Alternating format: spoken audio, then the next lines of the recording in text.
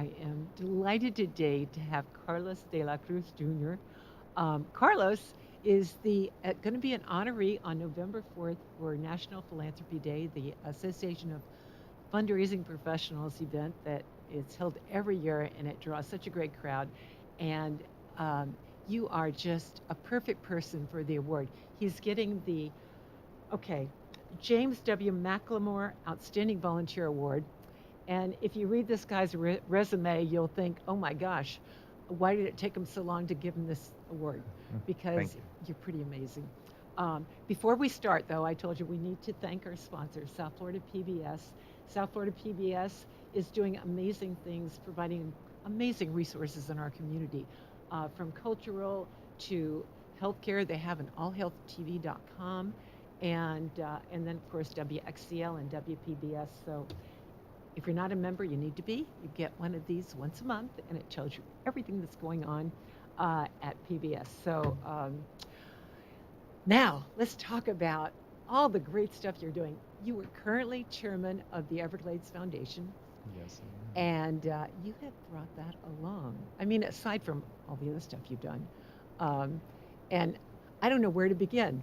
You've been a foster parent. You've run major nonprofits, kids. What do you want to start with? what do I want to start with? Well, I'll just start with that I got to a point in my life where I wanted to reinvent myself, Right?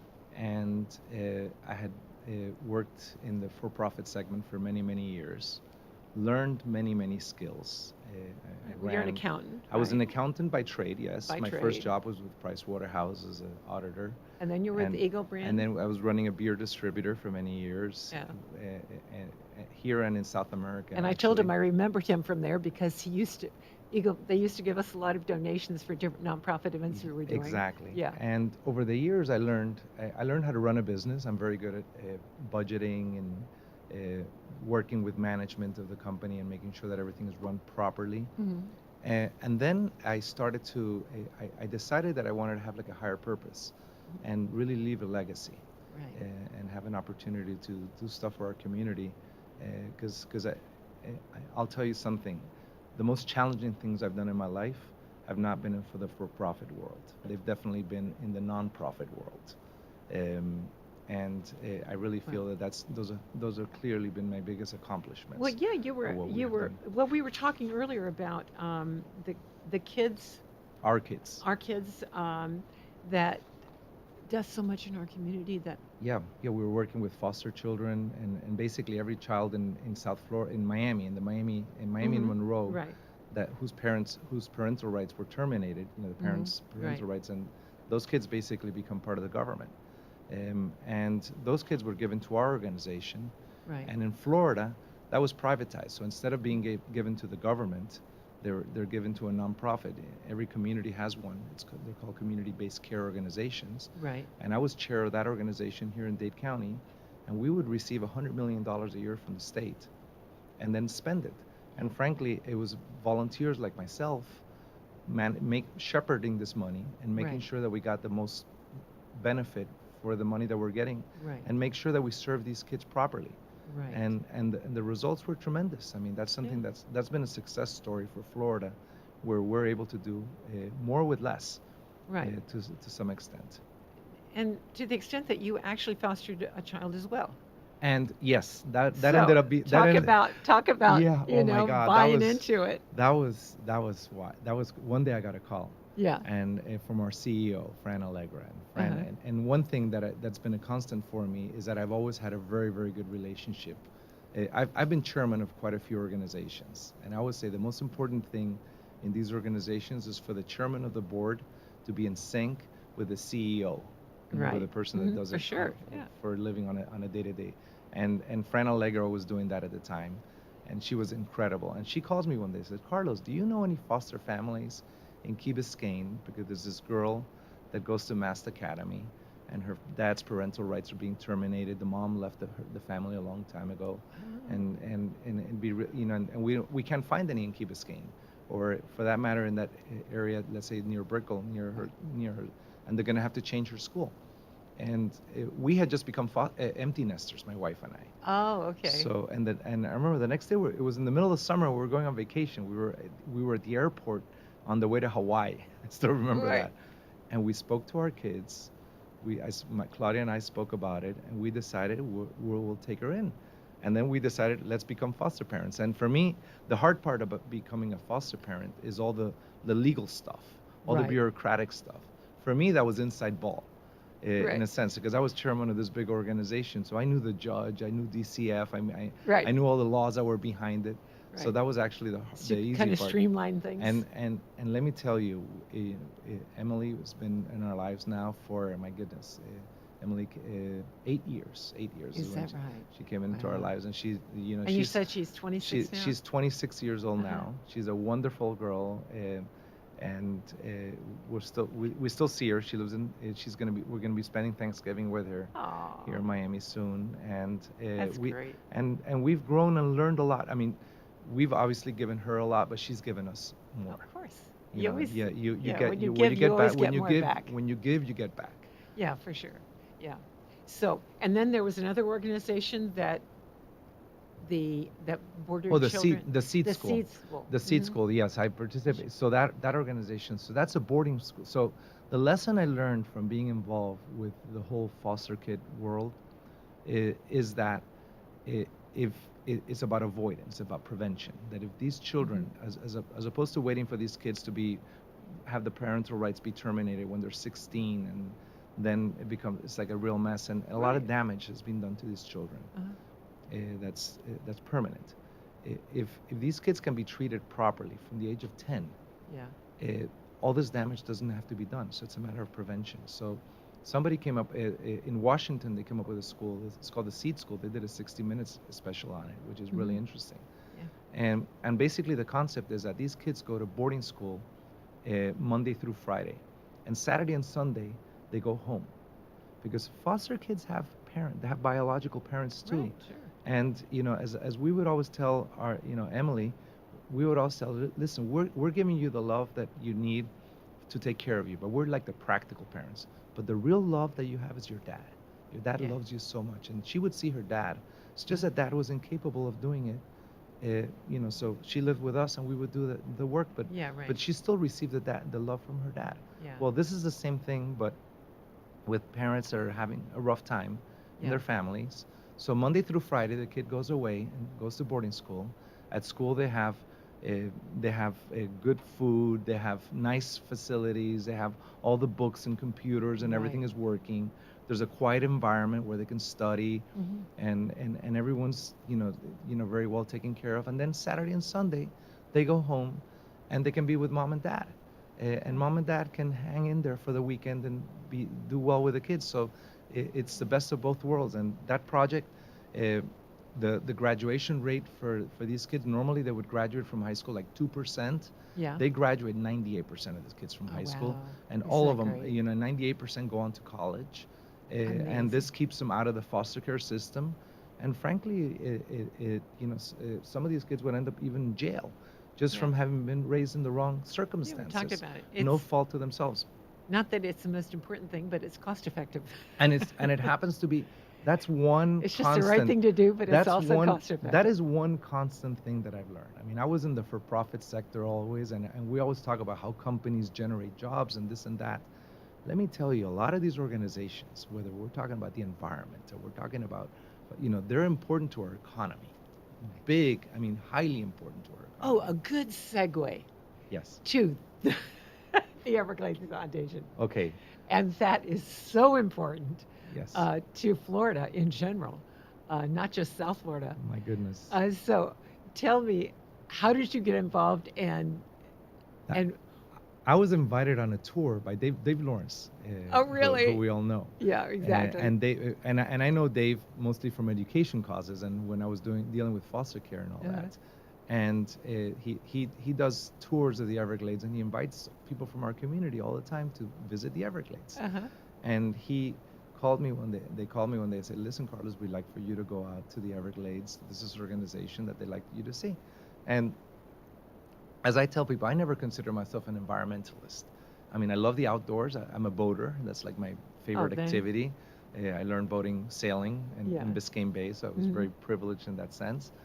Um, and but I'm not one that knows the names of all the fish and all the birds and all the plants. I mean, I really didn't know that much about it. Yeah. But they went and they explained to me what was going on with the Everglades, and that it happens to be the largest, uh, the biggest ecosystem restoration project in the world Right. ever. It's a $20 billion Do project. you want to bring up the map for that? Yes, Uh, yes. And Julian? And when Yeah. we talk about Yeah. Everglades restoration, because people think it's just the Everglades. So you say the word Everglades, and I think that the first word that comes to mind is alligators or snakes. That's what people are thinking. Swamp. Swamp, yeah, Yeah. yeah. Those are the kinds of yeah. There's a Yeah. book that the best book that describes the Everglades is called The Swamp, actually, Yeah. but referring to the politics of the swamp, because Exactly. there's all sorts of Exactly. politics. Okay, so So here's the map, here's a map. So this is a map of the Everglades ecosystem. which And goes people, up all the way to Orlando. Look at that. exactly. So Yeah. people would look at that and say, hey, that's not the Everglades. That's like all of South Florida. Yeah, well, Yeah. that's the watershed of the Everglades ecosystem, which starts up in the chain of lakes up when we go to Orlando, you go to Disney World, in Kissimmee, that all those lakes, Yeah. all that water goes down to Lake Okeechobee. And from Lake Okeechobee, normally that water would go through the center of the state straight south. And what happened in Florida is in order for all of us citizens to live where we live, uh, Florida was replumbed. And I'll give you an idea. Um, in Miami, the airport, that used to be the Everglades. Hialeah, that used to be the Everglades. Yeah. Weston, that was clearly the Everglades. Oh yeah. Miami Lakes. Um, and nowadays, that was all drained. When you see all these canals through South Florida, not canals with boats, I'm talking like you see They're canals by just the airport, canals. or you see Exactly. canals out west, West Dade. All those canals are there to drain water from the land and dump it into the ocean. Hmm. So the problem that we have is that we we did this in order to drain all the land and be able to build the wonderful city that we have. But there have been unintended consequences. When all this was done, people Right. didn't realize that we need to maintain water on land. I mean, fresh water is very important. Right. So right now in Florida, we are dumping 500 billion gallons of fresh water a year into the ocean. We It's just just we just dump. incredible. It's crazy. I mean, that would solve Excuse all me. those issues that you hear about California. Yeah. It's almost like, can we send them that water? But we need it here. Exactly. But that We would need it. solve their problem. And here we're just dumping it. So any issues that we have with water here in Florida, it's not because we're consuming too much. It's because we're managing it wrong. It's a plumbing job. So I always Ah. tell people that Everglades restoration is the largest plumbing job in history, because we're basically replumbing Florida again, Yeah. where we're taking all these canals because the water not right now is being dumped. It right now it goes into Lake Okeechobee, and from Lake Okeechobee we mostly send that water east and west instead of sending it south. And Okay. in order for sending the water south, we have to change. The problem is that for decades, for over half a century, the lake has been highly polluted. So Lake Okeechobee right now is Was that the basically algae that's? it's this does well. There's Excuse me. I'm issues. sorry. Yes, it's Yeah. full of phosphorus and nitrogen, Hmm. mostly from agriculture, Right. agricultural runoff from decades ago Right. and even today, and that phosphorus and nitrogen creates the blue-green algae. Oh, okay. But That's the it. phosphorus is there all the time, so it's just waiting for the right temperature to get a little Oh. hotter, Yeah. and the water churn up a little, and the phosphorus goes to work, and creates all these islands of blue-green algae, which can be tens of thousands of acres in Right. size. Wow. So the water right now is too polluted to be sent down south into the Oh. Everglades. So instead, they send it east and west. So they send it towards Stewart, and they send it down the Caloosahatchee River. They're not very happy about getting that water because it's polluted water. Right. And Yeah. what we need now is we need to create filters I for was the gonna water say, yeah. for the water Mhm. to come out of Lake Okeechobee, filter it, and then send it south. Oh, okay. But the filters cost billions of dollars. The water reservoirs that need to be built to store the water and pulse it out at the right time of the year cost billions of dollars, and it takes a lot of political will to do it. Right. And frankly, I have to tell you, especially in the last decade, we've seen a real change in people's attitudes, where people are starting to understand the importance of the environment. Um, One day I remember I was at an event that we were talking about Everglades restoration, Right. and a lady came to me and started talking to me. And she said, "I want to talk to you about the Everglades." I said, "Well, let's sit down and let's talk." And I asked her, what do you do, ma'am?" And she says, "I'm the head of the Miami Board of Realtors, and I Wow. represent, I think she said 50,000 realtors Right. from Broward It's County, huge. from Palm Beach all the way down to the Florida Keys, Yeah. and we as an organization have decided that our number one issue is water quality. Because right now there are issues up in Stewart and all these areas where there's Hmm. blue-green algae Hmm. that people don't want to buy a waterfront home Yeah. where the water's too dirty. If people want to buy a house on the beach, They don't want it to they want smell. they don't want it to be smelly. Yeah. Red tide in the West Coast is a Bad. huge issue. Down in the Hmm. Florida Keys, people buy homes or go on vacation down in the Florida Keys, and they want to be able to go fishing, and those seagrass die-offs kill all the fish. Hmm. So Right. all these issues are related to Everglades restoration, and they said we want to participate in it. And the economy. And it's about the Right. economy. It's about the And economy. basically, we've done economic studies. So Hmm. instead of going and surrounding ourselves with a bunch of going with an environmental speech and talking about birds and fish and Right. wildlife and stuff, we talk about the economy. And Yeah. we show up with boat manufacturers and we show up with realtors. And when we show up in that way and we go to Tallahassee and we go to Washington and we explain this to our politicians, they give it more importance. It's impressive Absolutely. when you go into an office of a congressman and you show up with a realtor. It's like, what's a realtor doing here? To Right. talk about the environment. No, no, it's important. Yeah.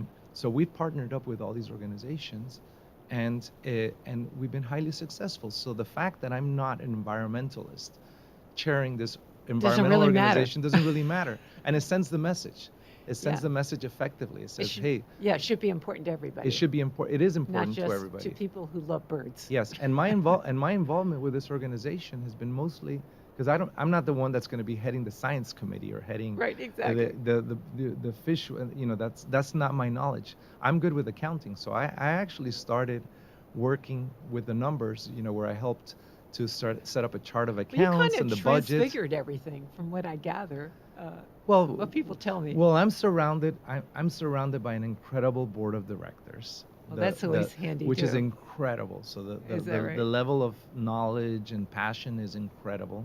Yeah. And I'm also surrounded by 30 professionals Right. that work at the Everglades Foundation that I'll put up against anybody working at any Fortune 500 company Really. in the C suites. I mean, That's great. at the very top.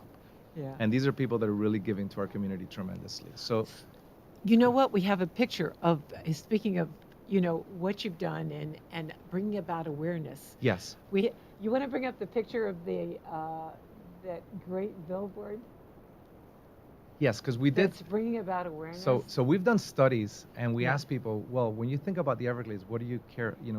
What does it matter? Do you care about alligators? And 5% of people say, yeah, I care about alligators. Snakes, 2%. Yeah. Fish, whatever. The percentages are low. But when you ask about water, Oh yeah. everybody cares about water. Everybody Well, it cares. happens Oh, that the that's so great. and so we came up with a campaign to raise the awareness of the Mhm. importance of the Everglades. Say, Miami, your water comes from the Everglades. And because people have to understand that the water that we drink, the water Right. that we take showers with, the water that that we water our lawns with, is Everglades water. So we better take care of the And we better Everglades. take care of it. And the way that we're taking care of it right now is not that great. I can tell you that in Miami, the water we get is from the Biscayne Aquifer. It's Everglades, but the Everglades, that water then percolates into the Biscayne Aquifer. Right. And the Biscayne Aquifer, since we're not sending enough water into it, the ocean is starting to go into the aquifer. Oh, so we're getting saltwater intrusion? So if you drill a hole under in Coral Gables, right here by the my God, the hotel and the my God, by the golf course, Yeah. Oh, the Biltmore. the Biltmore. If you go to the Biltmore, you drill a hole, Right. you know what you're gonna get under there? What? Salt water. If you Is that why they don't let you drill wells past a certain depth? well, they don't let you drill wells now past a certain depth because if you start right now, 'Cause you get that? there's so little fresh water that if Oh. you pump out that fresh water, the water that's going to come in is salt water. Oh, And once okay. salt water comes in, so right now so what I tell people is that sea level rise in Miami is happening under our feet already. Really? Yes. And that saltwater intrusion line has gone all the way out to the airport, it's gone out to the Biltmore, it's gone out, Wow. it's going way west.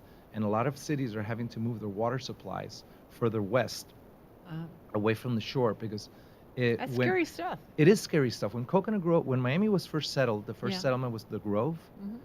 Schooners would park their boats at Peacock Park, behind Right. I Peacock know. Park, Yeah. Yeah. and they would throw buckets of water into the water and pull them out. That was drinking water. That was Get fresh water. out. There were That's how fresh. clean the water That's was. no, and it was fresh water. Oh, it's There were fresh. fresh. There were springs under Biscayne Bay. Oh, Nowadays, none of that. Nowadays, the salinity of Biscayne Bay is super high. But forget about the salinity of Biscayne Bay. We have to worry about the salinity of the water under our feet, and right. and our drinking water, because you can't drink salt water, and desalinating is very expensive. So, how do you see the Everglades Oh, Foundation pr- helping bring about the funding and everything well, needed we to have correct these well, problems? basically we have a plan. So what Yeah, we've done is that we've gone to the government with our plan, right. uh, and it's taken some 30 years to complete. It's going to be completed by the end of this decade, Hmm. and basically we've prioritized, and we say, okay, this year we're going to do this project, this reservoir, and the next year we're going to do this filter area, and then we're going to raise this road, and we're going to do this and that. Right. And by the end of the decade, this is going to get completed. Oh, Right now, between federal and state budgeting, yeah.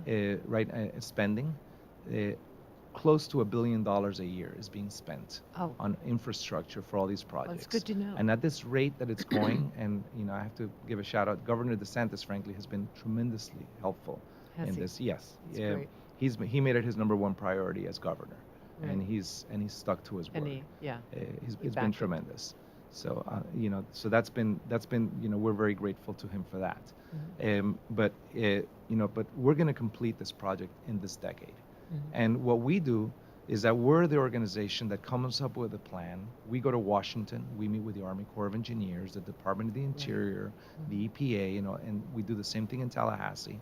And we're the go-between between all the organizations Right. and make sure everyone's on the same page. Because a lot of time these government agencies don't talk that well to each other.